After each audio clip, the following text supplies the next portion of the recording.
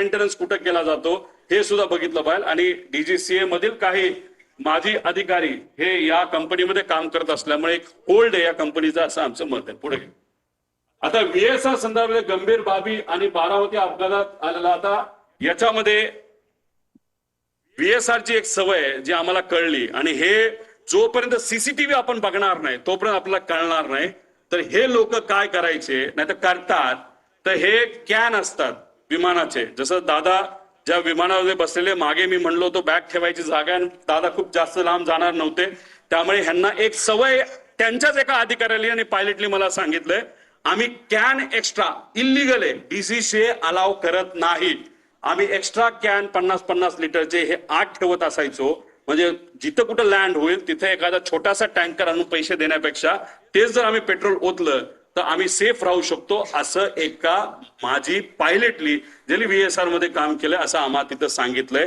त्यामुळे जिथं कुठं गेल्या वर्षभरात व्हीएसआर ची विमानं उतरली तिथला सीसीटीव्ही कॅमेरा टेक ऑफच्या आधी आणि मेंटेनन्सच्या आधी हा बघितलाच पाहिजे, आणि ह्या गोष्टी खऱ्यात का हे कुठेतरी आपण समजून घेतलं पाहिजे। आणि जर हे खरं असेल तर विमानामध्ये जर पेट्रोल इल्लीगली एका कॅन मध्ये ठेवलं तर ते विमानासाठी बॉम्ब सारखंच असतं, असं आमचं त्या ठिकाणी मत आहे।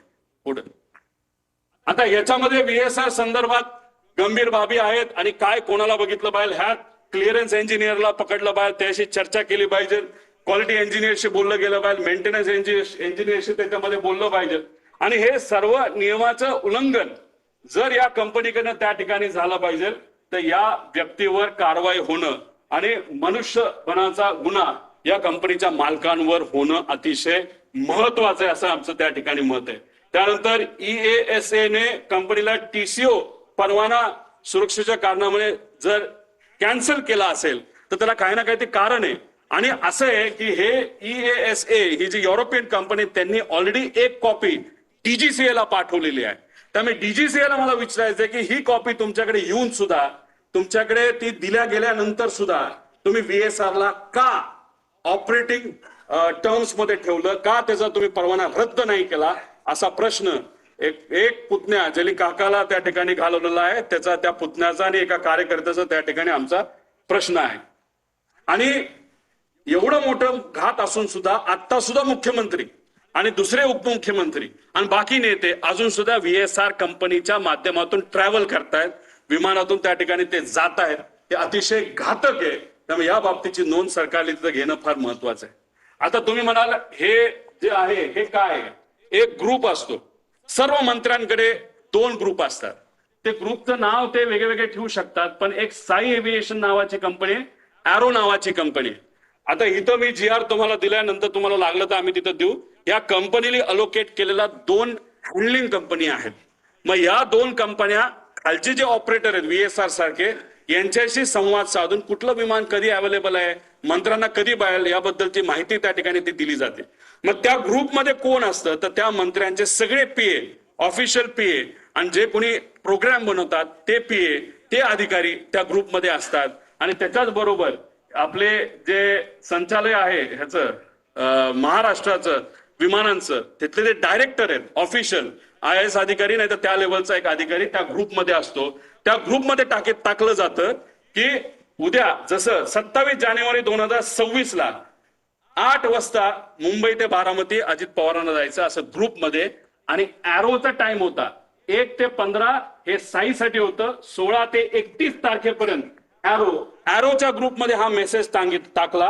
हे कोण क्रिस्टोफर नावाचा जो कुणी तिथला मॅनेजर आहे का ओनर आहे त्याने टाकलं नोटेड सर। तो झालं 7:13 आणि 7:14 संध्याकाळी। म्हणजे जे काही लोक म्हणतात दादा हे विमानाने जाणारच होते, हे प्री प्लॅन्ड होतं, असं अजिबात नाही। आदल्या दिवशी संध्याकाळी 27 तारखेला संध्याकाळी 7:13 वाजता ठरलं की अरे आता खूपच उशीर झालेला आहे, आता उद्या विमानाला गेल्याशिवाय गत्यंतर नाही, नाहीतर दादा गाडीली जे काय प्लॅनिंग केलं होतं, तुम्ही तिथला सीसीटीव्ही बघा देवगिरीचा, तिथं तुम्हाला दिसेल सगळ्या गाडी या लाईनीमध्ये लागल्या होत्या। दादाचा अंदाज होता 5, 5:30 ते 6 पर्यंत आपल्याला गाडीली पुण्यापर्यंत जायचं आणि पुण्यातून बारामतीला गाडीली त्या ठिकाणी जायचं, तरी सुद्धा उशीर झाला म्हणून हा ग्रुपवर मेसेज टाकला।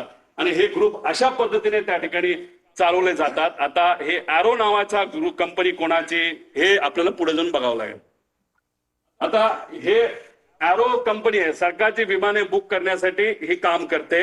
ह्याचा जो हँडलर शोधावा लागणार आहे, त्याचं फार वजन आहे एअरपोर्टवर, तो म्हणेल तसं तिथं काम केलं जातं असं माझं मत आहे. ही कंपनी कोणाची आपल्याला बघा नाही. एक कंपनीचा डायरेक्टर जो आहे तो पतंजली कंपनीमध्ये सुद्धा डायरेक्टर असं आम्हाला कळालं, पण आम्ही खूप खोलात गेलो असं नाही. ज्याला कोणाला बघायचं असेल ना तर ह्या ज्या इन्व्हेस्टिगेशन एजन्सीज आहेत त्यांनी सुद्धा एरोकडे लक्ष देण्याची जरूरत आहे. आता पुढे जाऊन तुम्हाला समजलं त्यावर काय चर्चा झाली होती. पुढे घ्या. आता हा प्रश्न आहे, घातपात आहे का?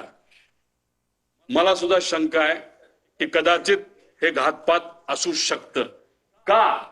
तर हे पुढच्या काही स्लाइड्स मध्ये मी आपल्या सर्वांना सांगतो. आता याच्यामध्ये आम्ही जेव्हा हा रिसर्च करत होतो, चर्चा करत होतो, ते एक सिक्युरिटी एरियामध्ये काम केलेला व्यक्ती, माजी अधिकारी, तो माझ्याकडे आला. त्याने मला सांगितलं, तुला इस्रायल माहितीये का? मी म्हणलं माहितीये. तुला मग मोसाद माहितीये का? म्हणलं माहितीये. मग त्याचं काय? ते म्हणले हे पुस्तक बघ. मी म्हणलं बर, मग या पुस्तकाचं काय? ते म्हणले त्या पेजवर तू जा आणि त्या पेजवर एक लाईन आहे, ती लाईन तू त्या ठिकाणी वाच. ती कुठली लाईन आहे? ती ही लाईन आहे. आता डेगन नावाचा जो माणूस आहे तो एक एजंट आहे. एजंट म्हणजे कोण?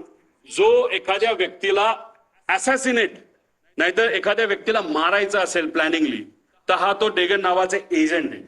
त्याचं सगळ्यात उत्कृष्ट पद्धत मारायची काय असते त्या डेगन नावाच्या पुस्तकात दिलेलं आहे की sometimes it's most effective to kill the driver and that's that. त्याचा अर्थ की एखाद्या व्यक्तीला आपल्याला जर मारायचं असेल तर सगळ्यात सोपा मार्ग कुठला असेल तर त्या व्यक्तीचा जो चालक आहे त्याला जर आपण मारलं तर विषय संपला. आता गाडीत असेल तर ड्रायव्हर, मोटरसायकलवर असेल तर रायडर, आणि विमानात असेल तर पायलट, असं म्हणायला काय हरकत आहे. पुढं आता घातपात, आता ही राज्यभरात चर्चा आहे. ह्याच्या खोलात जावं लागेल, ह्याच्या डिटेलमध्ये जाऊन माहिती घ्यावी लागेल, रिसर्च करावं लागेल. पण माझा काका गेलाय, आमचा दादा गेलाय, महाराष्ट्राचा एक फार मोठा नेता गेलेला आहे. तर ही घटना लाईटली घेऊन चालणार नाही. एखादी गोष्ट इकडे तिकडे झाली, आपण इकडे गेलो तिकडे गेलो, कुणी काय केलं, ह्याली काय होणार नाही. आम्हाला जोपर्यंत ह्याची उत्तरं मिळत नाही तोपर्यंत आम्ही शांत बसणार नाही. आता ह्याच्यामध्ये आदल्या दिवशी 27 जानेवारीला रोजच्या वेळेपत्रकानुसार दादा संध्याकाळी म्हणजे जेव्हा कॅबिनेटच्या बैठका झाल्या, दादा म्हणाले होते अधिकाऱ्यांना की 4-5 तास मी माझी कामं करेल. काही अधिकारी मला, माझ्या पार्टीतले काही अधिकारी भेटणार आहे आणि काही नेते भेटणार आहेत आणि काही कर्मचारी भेटणार आहेत, त्यांच्याशी मी चर्चा करेल आणि मग मी मुंबईला जाईल, असा दादांचा त्याच्यामध्ये त्या ठिकाणी अंदाज होता. ताफा सुद्धा लागला होता. एक फार मोठे नेते दादांना भेटण्यासाठी येणार होते, ते वेळेत येणार होते, पण उशीर झाला. ते उशिरा आल्यामुळे आणि चर्चा उशीरपर्यंत सुरू राहिल्यामुळे दादांचा वेळ त्याच्यामध्ये गेला आणि 5-5:30 ला ते दादा गाडीने जाणार होते, ते गाडीने जाऊ शकले नाही. त्यांना पर्याय राहिला नाही, त्यांना विमान बुक करावं लागलं आणि म्हणून 7:13 म्हणजे संध्याकाळी दुसऱ्या दिवशीचं विमान हे आदल्या दिवशी म्हणजे 27 तारखेला तिथं बुक झालेलं आपण बघितलं.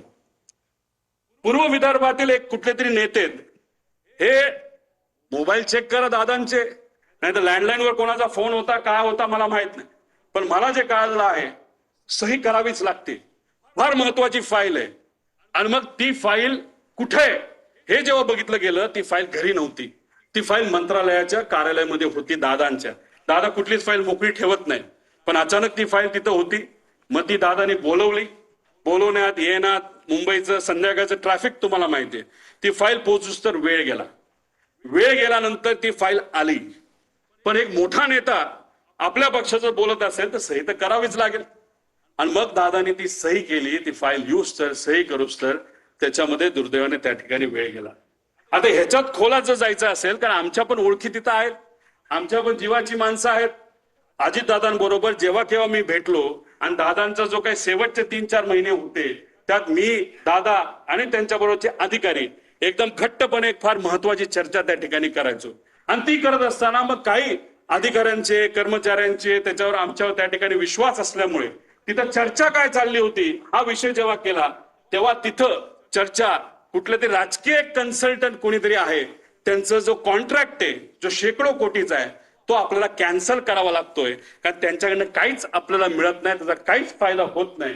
आणि 7 दिवस आधी सुद्धा बारामती हॉस्टेलला दादांना जेव्हा मी भेटलो होतो तेव्हा सुद्धा दादांनी काही लोकांना सांगितलं होतं शहाणपणा करू नका, राजकारण आम्हाला शिकू नका, राजकारण आम्ही कसं करायचं हे माहिती सर्वे फक्त तुम्ही करा, अशी काहीतरी चर्चा तेव्हा झाली होती. अशा पद्धतीची चर्चा तिथं झाली आणि दादांना त्याच्यामध्ये उशीर झाला आणि मग दादांना प्लॅन बदलावा लागला. आता हे सगळे बॅकग्राऊंड तुम्हाला फक्त सांगतोय त्याचं कारण असं की प्लॅन का बदलावा लागला. आता मी येतो 28 तारखेला. आता काही लोक म्हणतात उपमुख्यमंत्री आहेत, दादा कडक होते, शिस्तीचे होते, दादांनी सांगितलं असेल पायलटला हे बाबा उडलंच पाहिजे, पण दादाचं स्टेटमेंट तुम्ही बघा ते स्वतःच्या मुखातून ते काय बोलतात.